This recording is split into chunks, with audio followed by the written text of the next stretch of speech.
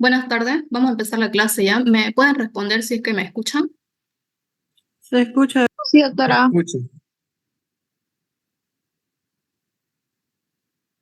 Ya. Entonces ahora vamos a avanzar atención y orientación ya.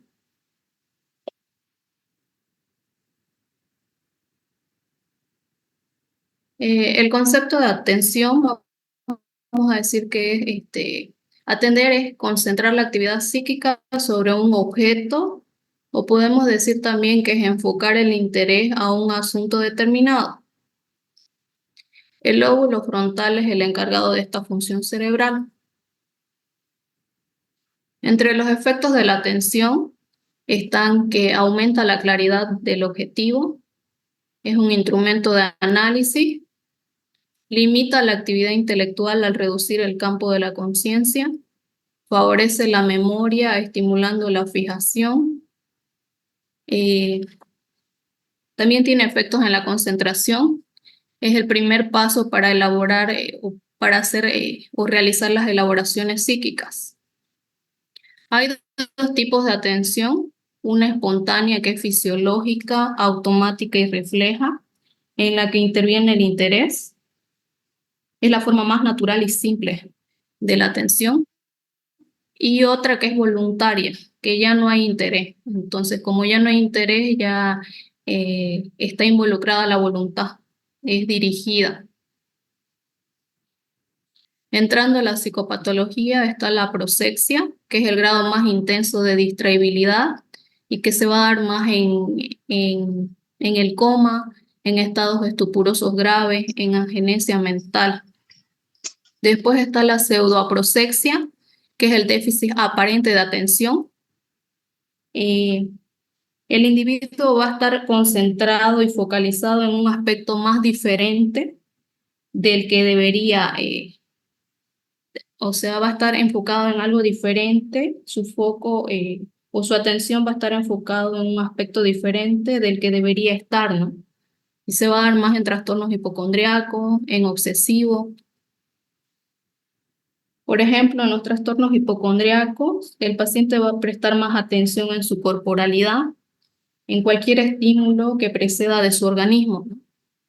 Y en los obsesivos, de la misma forma, van a estar más atentos al objeto de su obsesión. En la hipoprosexia hay disminución de la capacidad atentiva y se da más en la demencia y en estados confusionales. Distraibilidad. Son cambios bruscos o sincopados de la atención, en la cual la atención se focaliza por poco tiempo y a múltiples estímulos. Hay dos tipos de distraibilidad, de origen orgánico y de origen psiquiátrico.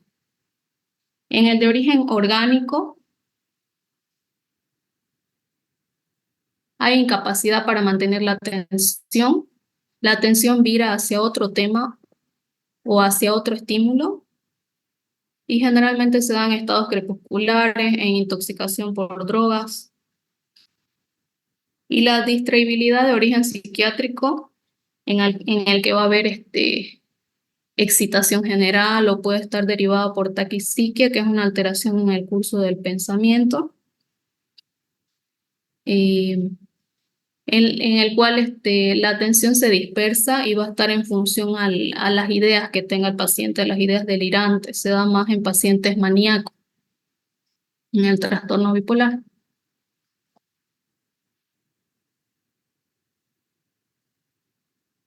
En la hiperprosexia, la atención se concentra sobre determinados contenidos por periodos largos y exagerados y se da más en pacientes delirantes y pacientes paranoides. La paraprosexia, en el que va a haber aumento de la atención espontánea y disminución de la atención voluntaria. Igual se da en el trastorno bipolar, generalmente en la etapa de manía. La falta de vivacidad. En el individuo o en el paciente, o sea, va a tardar, va a ser más lento en prestar atención a nuevos estímulos. hay enlentecimiento de la actividad psíquica y se va a observar más en la depresión, en el delirio, en la esquizofrenia y en la demencia.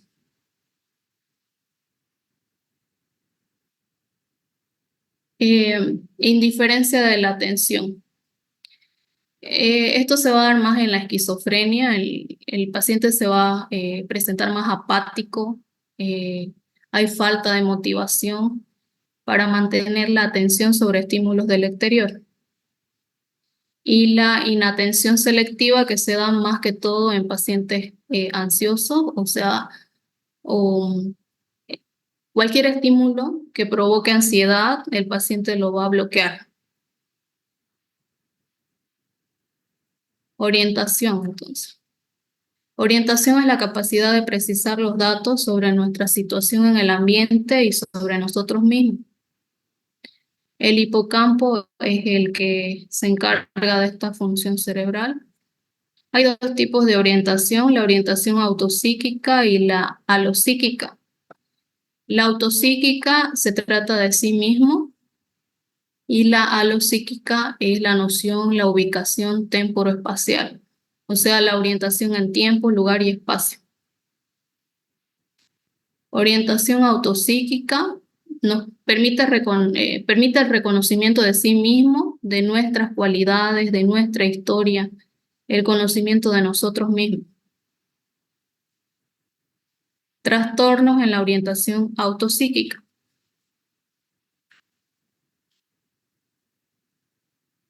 Está el trastorno de identificación del yo, en el que el paciente se siente extraño, siente extrañeza eh, de su parte o de su psiquismo, o sea, lo siente irreal, lo siente no familiar, e incluso siente que se está observando desde afuera de su cuerpo o desde afuera de su mente. Luego está el trastorno del esquema corporal, en el que el paciente siente que su cuerpo ha cambiado, que ha aumentado o disminuido de forma, que ha cambiado su peso, incluso puede pensar de que los latidos cardíacos han desaparecido. Despersonalización, igual hay una sensación de irrealidad, de extrañeza de la propia persona. En esta sí conserva la conciencia de su anomalía y le resulta desagradable eso, y puede hasta creer que hay otra persona dentro de sí mismo. Orientación a lo psíquica, entonces dijimos orientación en tiempo, espacio. Cuando hablamos de la orientación en tiempo,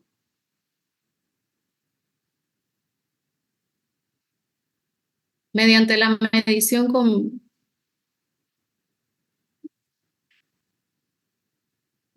orientación en tiempo.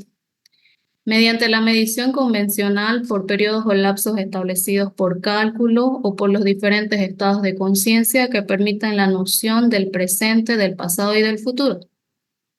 En la alteración de la capacidad de la orientación del tiempo, los errores pueden seguir incluso este orden. Primero se equivocan en el año, después en el día y por último el mes. En un grado más avanzado, estos pacientes incluso no saben si es mañana, tarde o noche, o si es día o noche, ¿no? Orientación en lugar y espacio. La orientación en lugar valora la capacidad del individuo que tiene de saber dónde está y de identificar el lugar donde se encuentra situado, ¿no? Y la orientación en espacio permite que el individuo tenga una idea exacta sobre las proporciones y distribuciones de los objetos que tiene ante la vista o que lo rodean. La desorientación orgánica consiste en la pérdida de la capacidad para situarse correctamente en un lugar o tiempo. Entonces el paciente no va a saber en, en qué mes estamos, en qué año, ¿no? Incluso no puede saber ni la ubicación de su domicilio, la calle. Oriomanía. Es una desorientación de tipo epiléptico, generalmente por la epilepsia del lóbulo temporal. Entonces, va a producir desorientación en el paciente que puede durar desde horas hasta días, ¿no? La doble orientación, eh, que también se llama contabilidad doble, porque el enfermo se orienta simultáneamente o de forma alternativa con sus parámetros anormales y con los correctos. Desorientación apática. Es una desorientación por falta de interés.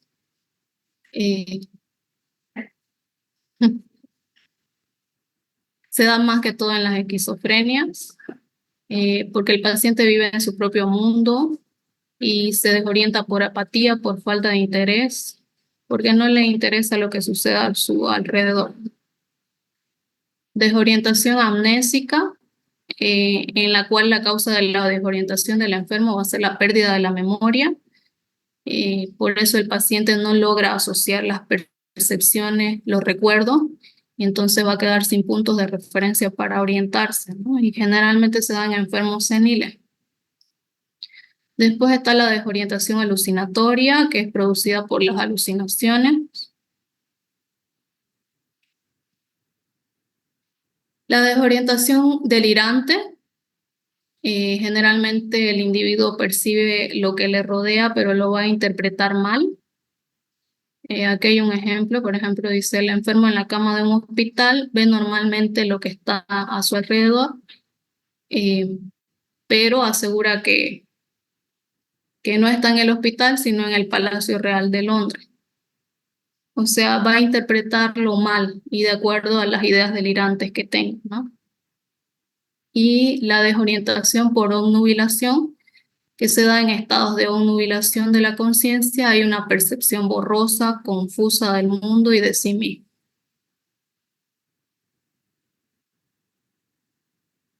Creo que la próxima clase ya el doctor les va a dictar su nota, ya las tiene, y bueno, estamos igual corrigiendo todavía sus monografías.